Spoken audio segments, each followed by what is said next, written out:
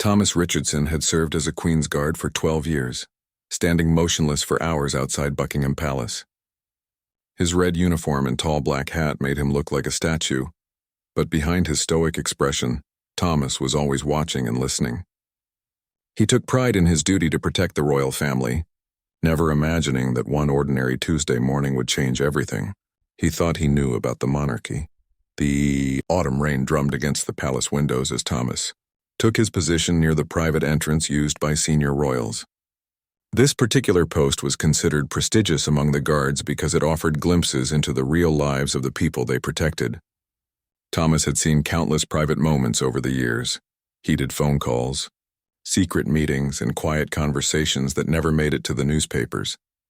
That morning, Camilla, the queen consort, arrived earlier than usual. Thomas noticed she seemed agitated, constantly checking her phone and glancing around nervously.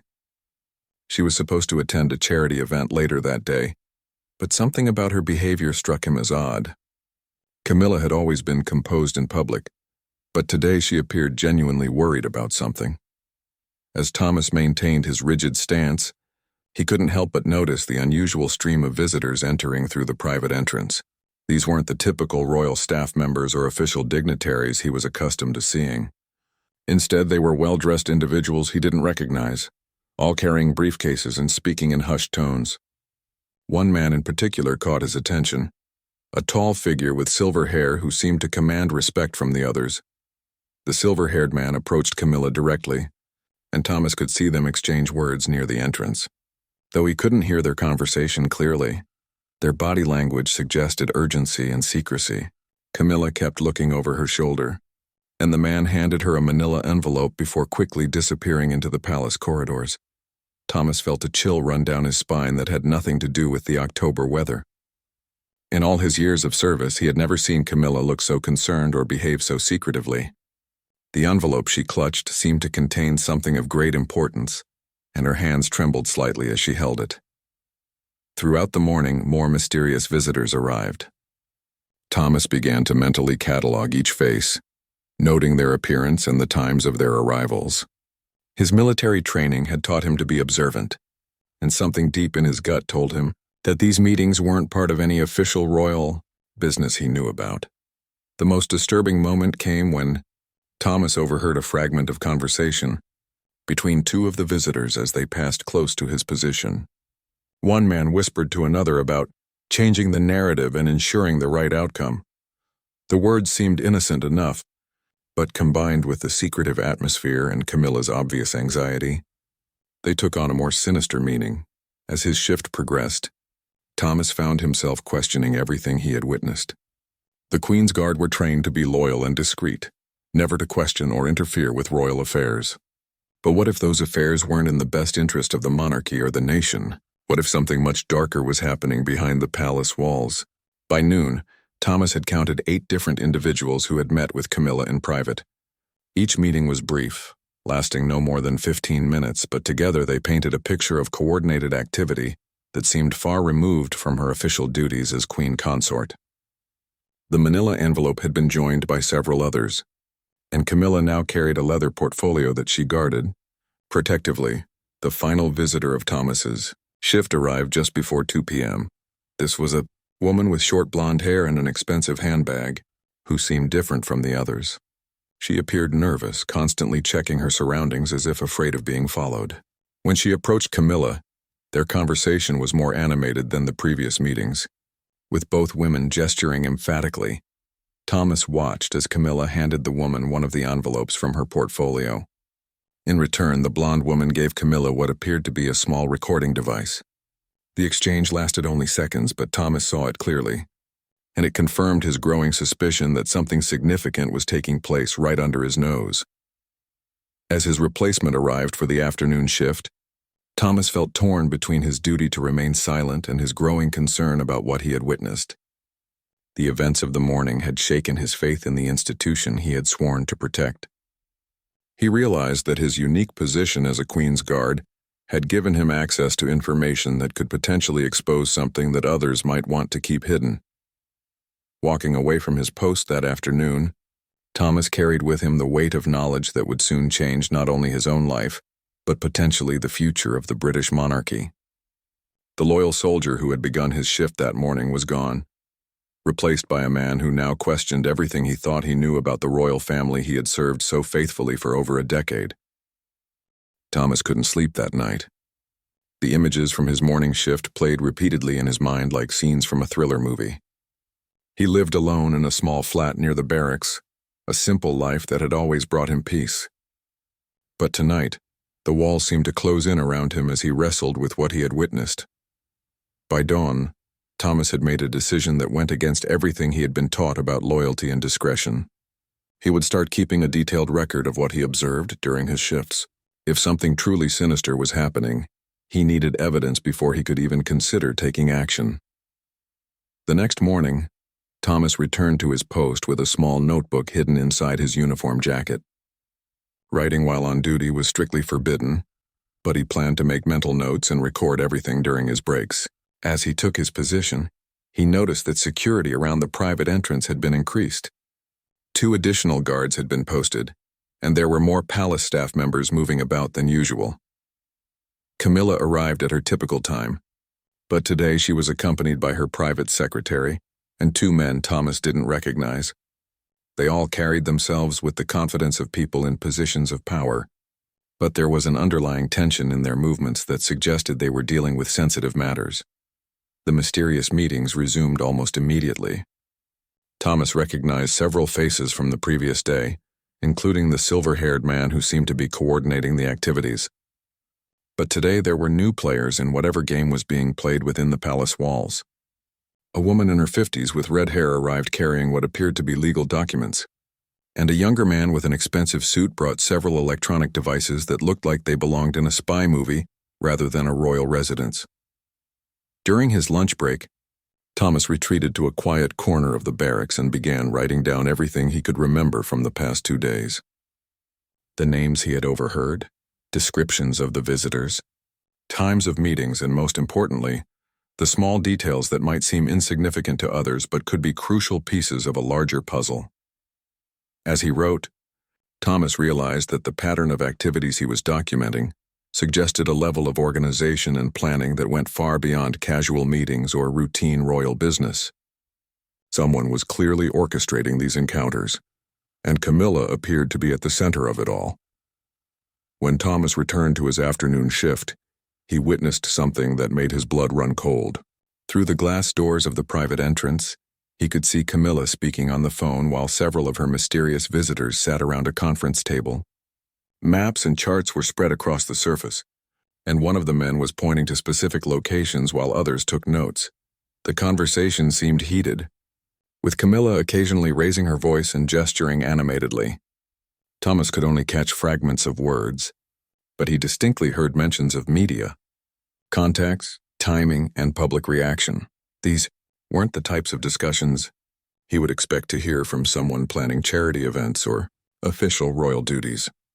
Later that afternoon, Thomas observed something that confirmed his worst fears. The blonde woman from the previous day returned, but this time she was accompanied by a man Thomas recognized as a prominent journalist from one of Britain's major newspapers. The meeting between this journalist, the blonde woman, and Camilla lasted nearly an hour, and when it concluded, money appeared to change hands. Thomas felt sick to his stomach as he realized the implications of what he had witnessed. If members of the media were being paid for something related to these secret meetings, it suggested that whatever Camilla was planning involved manipulating public opinion or controlling news coverage. The idea that the Queen Consort might be involved in such activities was almost too shocking to believe. As the days passed, Thomas continued his careful documentation. His notebook grew thick with observations, sketches of faces, and detailed timelines of events.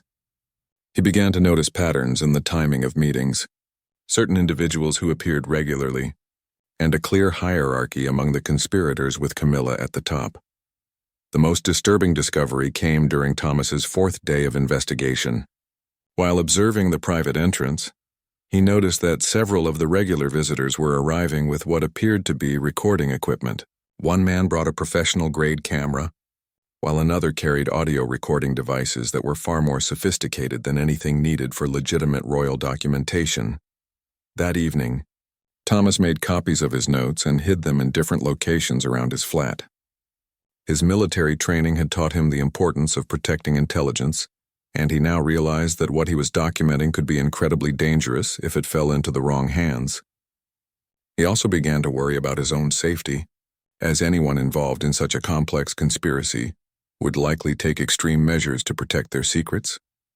Thomas started varying his routes to and from work, checking for signs that he was being followed, and avoiding his usual haunts after duty hours. The paranoia felt overwhelming at times, but he knew that if his suspicions were correct, the stakes were incredibly high. Whatever Camilla was planning had the potential to shake the very foundations of the British monarchy. By the end of the week, Thomas had filled 2 notebooks with observations and had identified at least 15 different individuals who were regularly participating in the secret meetings. The scope of the operation was far larger than he had initially imagined, and it was clear that significant resources were being devoted to whatever goal Camilla was trying to achieve. The weight of his knowledge was becoming unbearable. Thomas knew that he was probably the only person outside the conspiracy who understood what was happening, and he felt the enormous responsibility of deciding what to do with that information. Every fiber of his being as a loyal Queen's Guard told him to remain silent, but his conscience as a British citizen demanded that he find a way to expose what appeared to be a serious threat to the monarchy and potentially the nation itself. 2 weeks into his secret investigation, Thomas made a breakthrough that changed everything. During a particularly busy morning at the private entrance, he managed to position himself close enough to clearly overhear a crucial conversation between Camilla and the silver-haired man who seemed to be her primary coordinator.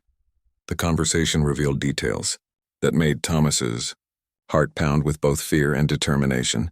Camilla was discussing something called Operation Royal Reset, which involved coordinating media attacks against other members of the royal family while simultaneously building public support for her own position within the monarchy.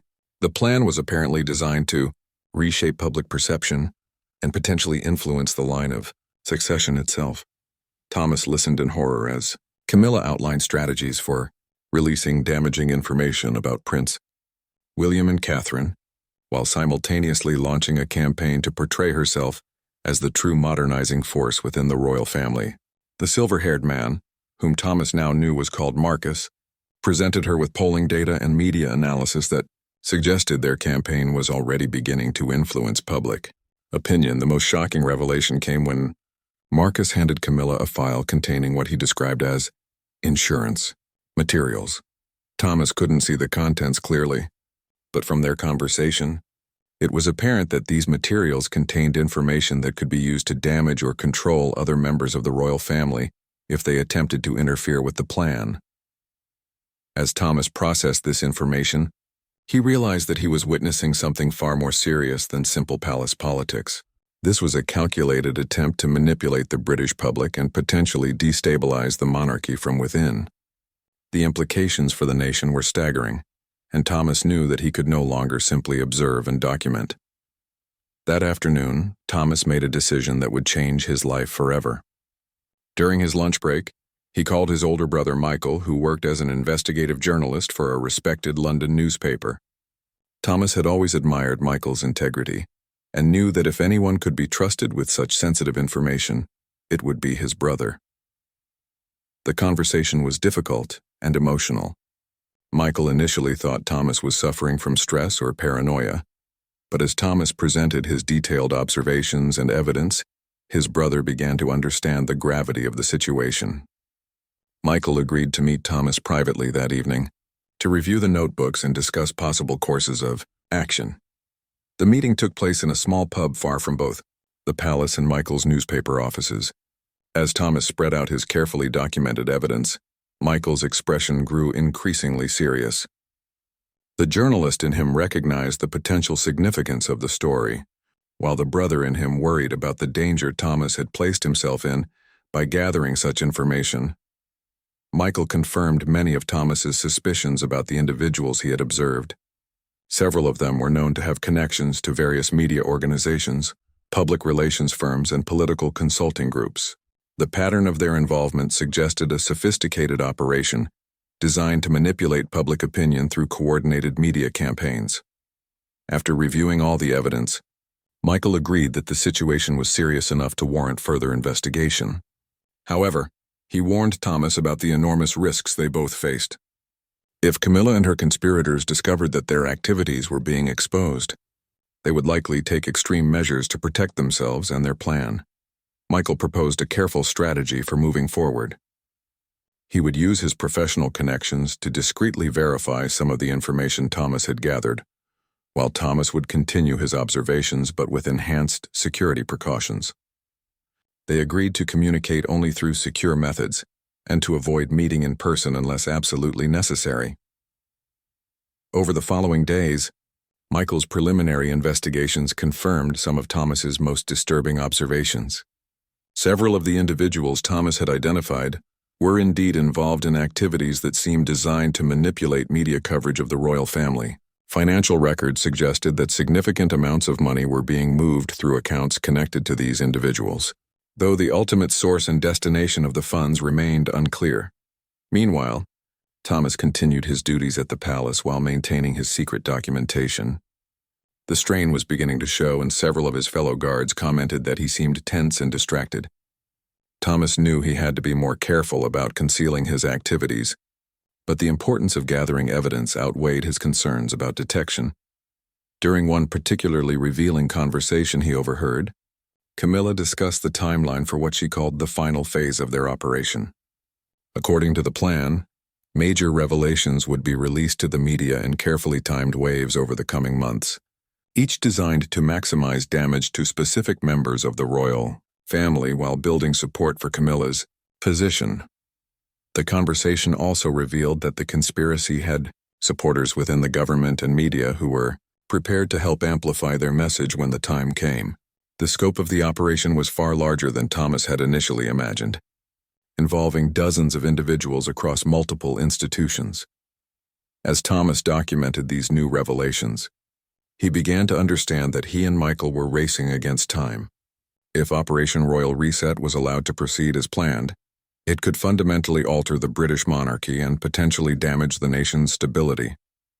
The responsibility, he felt, was overwhelming, but Thomas knew that he might be the only person in a position to prevent a constitutional crisis.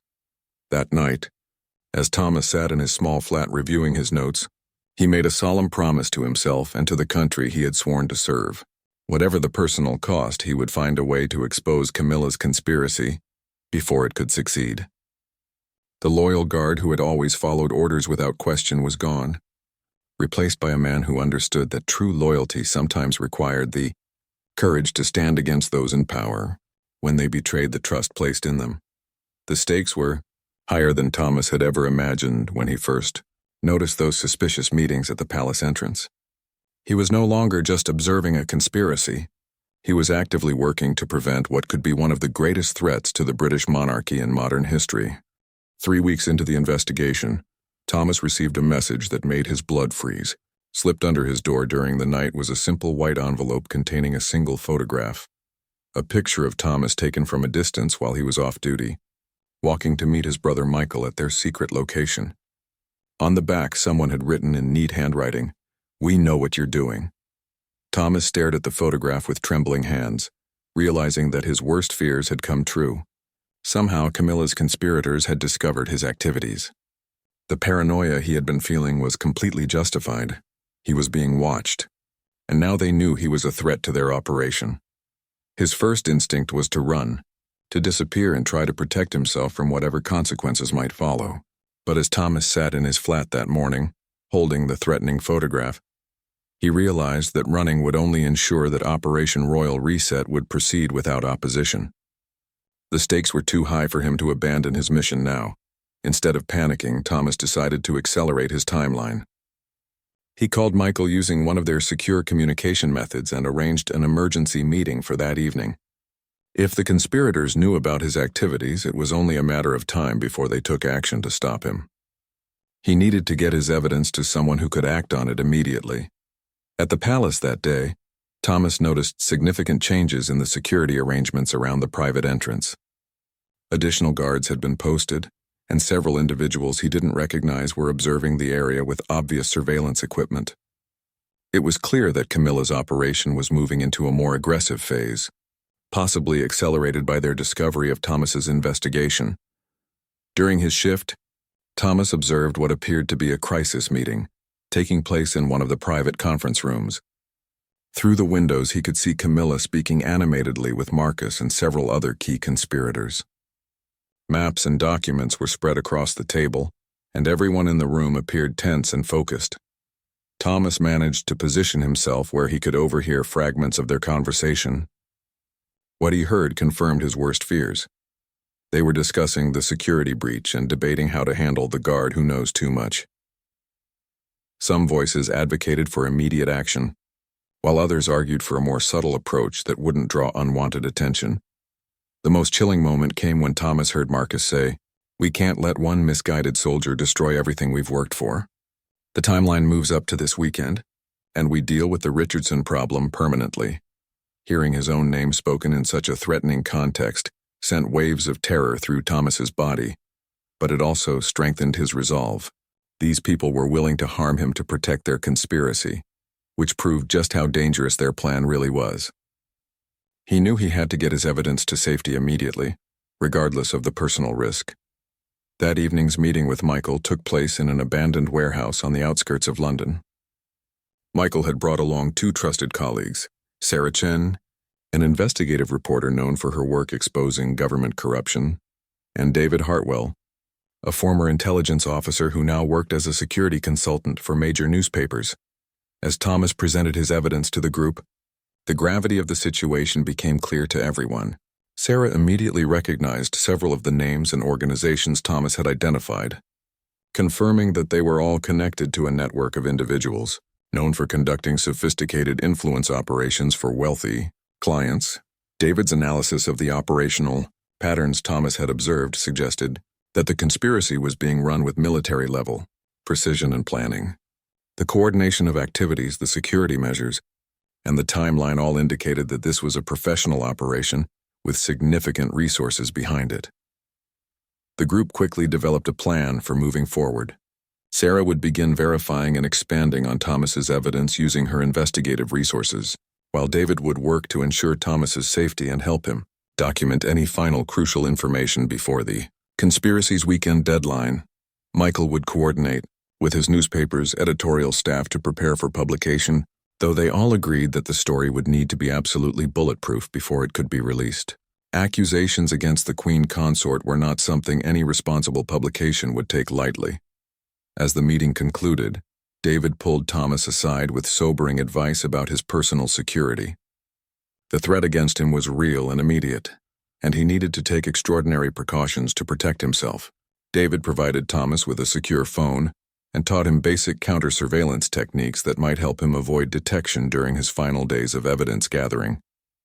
Returning to his flat that night, Thomas felt a mixture of fear and determination, unlike anything he had experienced during his military service. The next few days would determine not only his own fate, but potentially the future of the British monarchy. The lonely guard who had stumbled upon a conspiracy had become the central figure in a race against time to prevent a constitutional crisis. Thomas spent the night writing detailed summaries of everything he had observed, creating multiple copies of his most important evidence and hiding them in locations where they could be found even if something happened to him.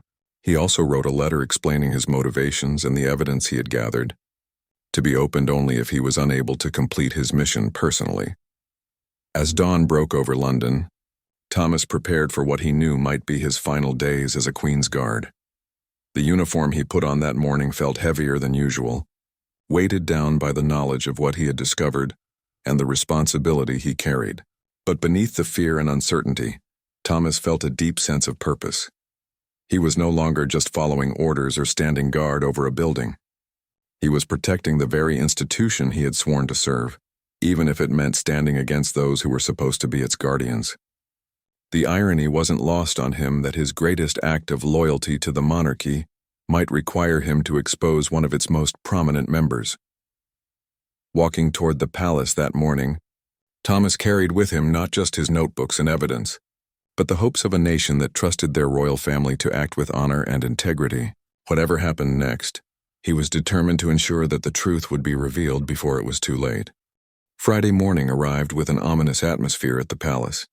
Thomas noticed immediately that his usual post assignment had been changed, moving him away from the private entrance to a position near the main gates, where he would have no access to the sensitive meetings he had been monitoring. The message was clear.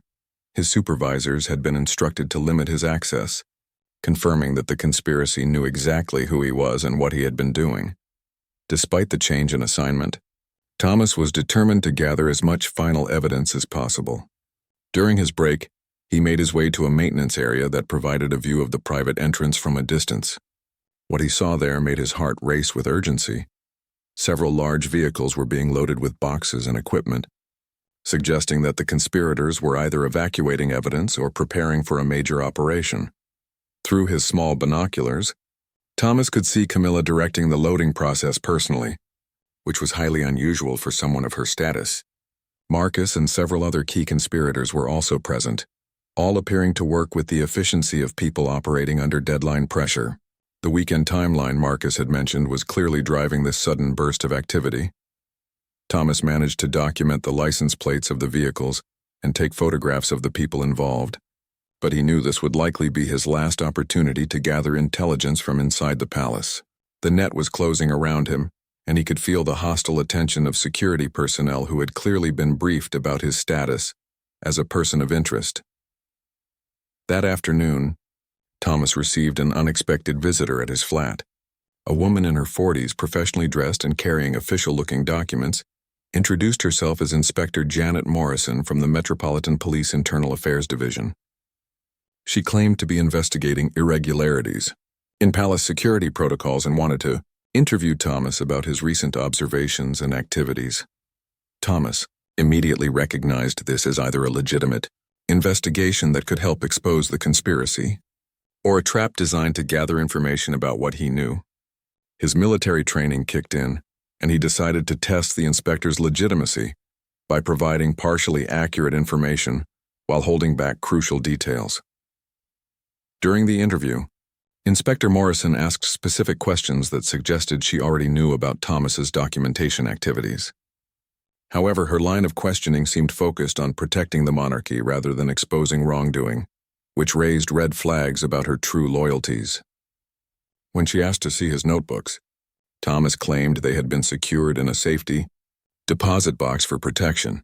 The inspector's reaction to this news was telling. She became noticeably agitated and insisted that Thomas retrieve the materials immediately for official review. This demand confirmed Thomas's suspicion that she was not conducting a legitimate investigation but was instead working for the conspirators to recover evidence that could expose their operation. After Inspector Morrison left, Thomas immediately contacted David Hartwell using the secure phone he had been given.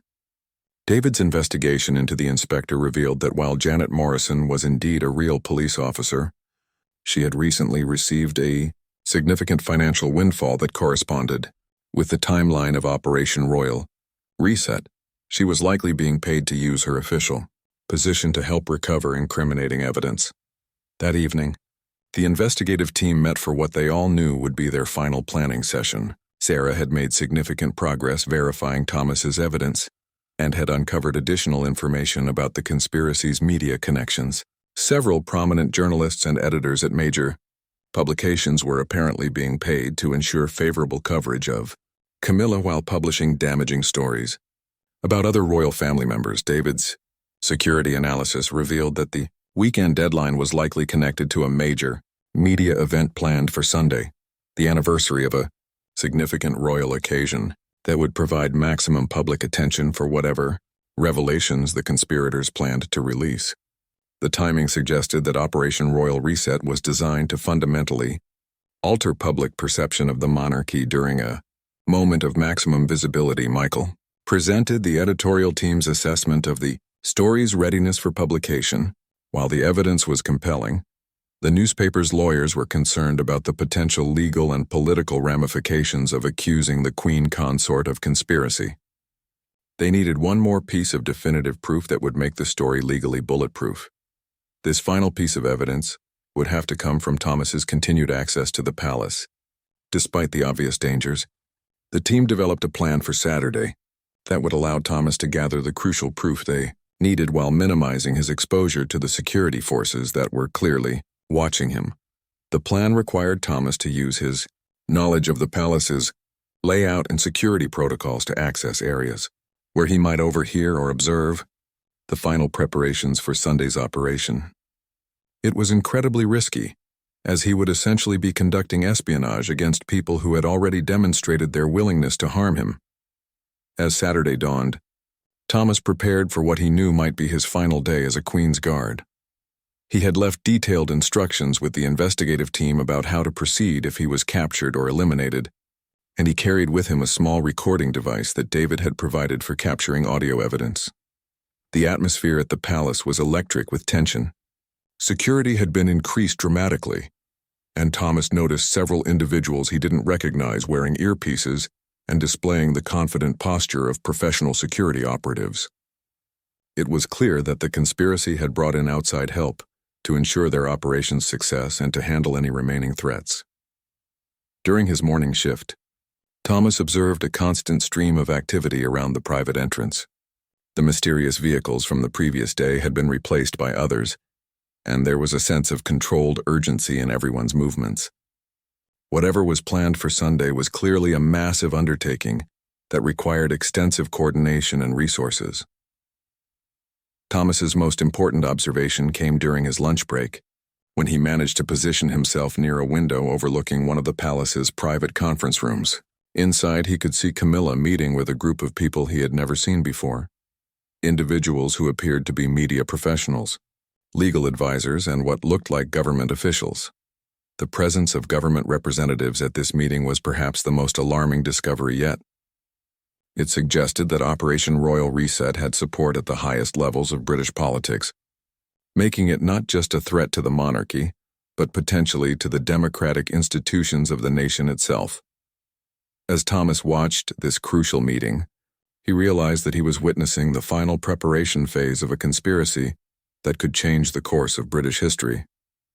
The weight of responsibility he felt was overwhelming, but so was his determination to ensure that the truth would be revealed before it was too late.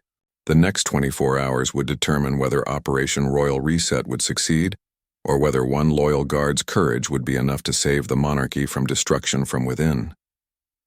Saturday evening brought the moment Thomas had been both dreading and preparing for. As his official shift ended, he made the decision that would either save the monarchy or cost him everything. Instead of leaving the palace grounds as expected, Thomas used his intimate knowledge of the building's layout to remain hidden inside, positioning himself to observe the final preparations for Sunday's operation. Using maintenance corridors and service areas that most people never knew existed, Thomas made his way to a position near the private conference room, where the most sensitive meetings had been taking place. His heart pounded as he realized that discovery now would mean immediate capture by security forces who had been specifically briefed to watch for him. From his concealed position, Thomas could hear voices coming from the conference room, and he carefully activated the recording device David had given him. What he heard in the next hour would provide the definitive proof that the investigative team needed to publish their story and alert the nation to the threat facing the monarchy. Camilla's voice was clearly audible as she reviewed the final timeline for Operation Royal Reset. Beginning at dawn on Sunday, a coordinated series of media releases would begin appearing across multiple platforms simultaneously. The first wave would consist of damaging personal information about Prince William and Catherine, designed to undermine their popularity and fitness for future leadership. The second wave, scheduled for mid-morning, would include financial allegations against several senior royals, suggesting corruption and misuse of public funds. These stories had been carefully crafted using a mixture of partial truths, misleading interpretations, and completely fabricated evidence that would be difficult to disprove quickly. The final phase, timed for maximum Sunday evening news coverage, would present Camilla as the voice of reform and modernization within the monarchy. Pre-prepared interviews, opinion pieces, and social media campaigns would portray her as the only royal family member capable of leading the institution into the modern era. As Thomas listened to these plans being finalized, He heard something that made his blood run cold. Marcus was discussing contingency measures for dealing with anyone who might try to interfere with the operation's success. These measures included prepared statements that would discredit potential whistleblowers by questioning their mental stability and loyalty to the crown. The conversation revealed that several high-ranking officials within the palace administration were part of the conspiracy, which explained how the operation had been able to proceed undetected for so long. The level of infiltration was far more extensive than Thomas had imagined, suggesting that Operation Royal Reset had been years in the planning. Most shocking of all was the revelation that the conspiracy had connections reaching into the highest levels of government. Thomas heard references to cabinet ministers who were prepared to support Camilla's version of events and to help facilitate a smooth transition of power within the monarchy. The implications for British democracy were staggering. As the meeting continued, Thomas learned about the psychological manipulation techniques that would be employed to shape public opinion. Focus groups had been conducted to identify the most effective ways to present the damaging information about other royals, while simultaneous campaigns would position Camilla as a sympathetic figure who was trying to save the monarchy from internal corruption. The recording device captured every detail of these conversations, providing irrefutable evidence of the conspiracy's scope and intentions. Thomas knew that this audio evidence would be sufficient to expose the plot and protect the innocent members of the royal family who were being targeted. However, as the meeting concluded and the conspirators began to leave the conference room, Thomas realized that his position had been compromised. Security personnel were conducting a systematic search of the area, clearly looking for him specifically. His options for escape were rapidly diminishing, and he had to make a critical decision about how to protect the evidence he had gathered. Using his secure phone, Thomas quickly sent a message to David with the location of all his hidden evidence and a brief summary of what the recording contained. He then removed the memory card from the recording device and concealed it in a location where it could be found by the investigative team even if he was captured. Thomas's military training took over as he planned his escape route from the palace. He would have only one chance to get the evidence to safety, and failure would mean that Operation Royal Reset would proceed as planned, while he disappeared into the security apparatus controlled by the conspirators. Moving through the darkened corridors of the palace, Thomas felt the weight of history on his shoulders. The building around him had witnessed centuries of royal intrigue and political maneuvering, but perhaps never anything as threatening to the monarchy's survival as what he had just documented. As he made his way toward his planned exit route, Thomas encountered two security guards who immediately recognized him and reached for their radios. In that moment, he knew that his time as a hidden observer was over. The final phase of his mission would require him to escape with the evidence and get it to people who could act on it before Sunday morning's media blitz began. The chase through the palace corridors was like something from a thriller movie, with Thomas using every advantage his years of service had given him. He knew the building better than his pursuers, and his military training provided him with skills they couldn't match. But they had numbers and communications equipment, making it only a matter of time before they cornered him. Thomas's escape from the palace would become the stuff of legend among the Queen's Guard, but more importantly, it would mark the moment when Operation Royal Reset began to unravel. The evidence he carried with him contained the power to save the monarchy from destruction, but only if he could get it to the right people before Sunday morning's deadline. As Thomas finally broke free of the palace grounds and disappeared into the London night, he carried with him not just evidence of a conspiracy, but the hopes of a nation that trusted their royal family to serve with honor and integrity. The next few hours would determine whether that trust was justified or whether the monarchy would fall victim to the ambitions of those who claimed to serve it. Sunday morning arrived with the investigative team working frantically in Michael's newspaper office, racing against the conspiracy's timeline to publish their exposé before Operation Royal Reset could begin. Thomas had successfully delivered the crucial recording evidence during a dramatic midnight handoff, but the team knew they had only hours before Camilla's media blitz would begin. Sarah had spent the entire night verifying the audio evidence and cross-referencing it with the documentation Thomas had gathered over the previous weeks. The recording provided irrefutable proof of the conspiracy's intentions and scope, giving the newspaper the legal protection it needed to publish such serious accusations against the Queen.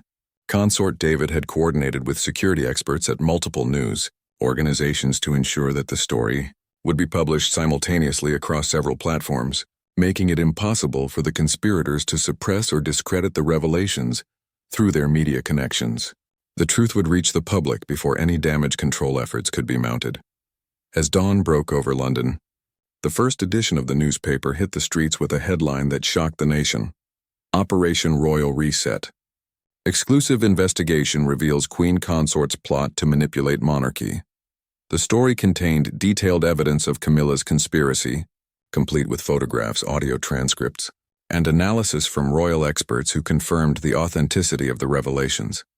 The public reaction was immediate and overwhelming. Within hours, the story had spread across social media platforms and international news networks, sparking outrage and demands for official investigations. The British people, who had trusted their royal family to act with integrity, felt betrayed by the revelation that such manipulation had been planned at the highest levels of the monarchy. At Buckingham Palace, chaos erupted as palace officials struggled to respond to the unprecedented crisis. The planned media releases for Operation Royal Reset were hastily cancelled, as it became clear that the conspiracy had been completely exposed. Camilla and her co-conspirators found themselves on the defensive, forced to deny accusations that were supported by overwhelming evidence. Prime Minister's office released a statement announcing an immediate investigation into the allegations, while Parliament prepared for emergency sessions to address the constitutional implications of the conspiracy. The revelation that government officials may have been involved in the plot sent shockwaves through the political establishment and raised serious questions about the integrity of British democratic institutions. Thomas, meanwhile, had been placed in protective custody by authorities who recognized both his heroic actions and the danger he faced from those he had exposed. His decision to risk everything to protect the monarchy had made him a target, but it had also made him a hero to millions of British citizens who were grateful that someone had been brave enough to stand up for the truth. This investigation that followed the newspaper's revelations uncovered the full extent of Operation Royal Reset and its implications for the British monarchy. Financial records revealed that hundreds of thousands of pounds had been spent on the conspiracy, with money flowing through a complex network of shell companies and offshore accounts designed to hide the true source of funding. Several high-profile resignations followed as the investigation exposed the involvement of palace officials, media personalities, and government figures in the conspiracy. The corrupt network that had enabled Operation Royal Reset to proceed undetected for so long was systematically dismantled, with criminal charges filed against many of the key participants. Camilla herself faced an unprecedented crisis as evidence of her central role in the conspiracy became undeniable. The Queen Consort's reputation was permanently damaged by the revelations, and serious questions were raised about her fitness to continue in her royal role. The monarchy was forced to undergo significant reforms to restore public trust and prevent similar conspiracies from developing in the future. For Thomas, the aftermath of his revelations brought both recognition and reflection. He was honored by the government and the public for his courage in exposing the conspiracy, but he also had to come to terms with the fact that his actions had fundamentally changed the institution he had spent his career serving. The monarchy that emerged from the crisis was different from the one he had sworn to protect, but it was also more honest and accountable to the people it served. The reforms implemented in the wake of Operation Royal Reset included new transparency requirements for royal activities, independent oversight of palace finances, and stricter protocols for media interactions. The conspiracy had revealed dangerous vulnerabilities in the monarchy's structure that needed to be addressed to prevent future threats. Public opinion polls showed that while the initial revelation of the conspiracy had damaged trust in the royal family, Thomas's actions and the subsequent reforms had actually strengthened support for the monarchy in the long term. The British people appreciated that the institution was capable of self-correction when faced with corruption, and they respected the courage shown by an ordinary guard who had refused to remain silent when he witnessed wrongdoing. Years later, Thomas would look back on those crucial weeks as the most important period of his life. His decision to investigate and expose Operation Royal Reset had not only prevented a constitutional crisis, but it also demonstrated the importance of individual integrity in protecting democratic institutions. The quiet guard who had simply been doing his duty had become an unlikely hero whose actions had preserved the monarchy for future generations. The story of Thomas Richardson and Operation Royal Reset became a testament to the power of ordinary people to make extraordinary differences when they have the courage to stand up for what is right. His legacy served as a reminder that the protection of democratic institutions often depends not on those in power, but on the everyday citizens who refuse to look the other way when they witness corruption and abuse. The British monarchy survived the crisis stronger and more accountable than before, while the nation learned valuable lessons about the importance of transparency, integrity, and the courage to speak truth to power.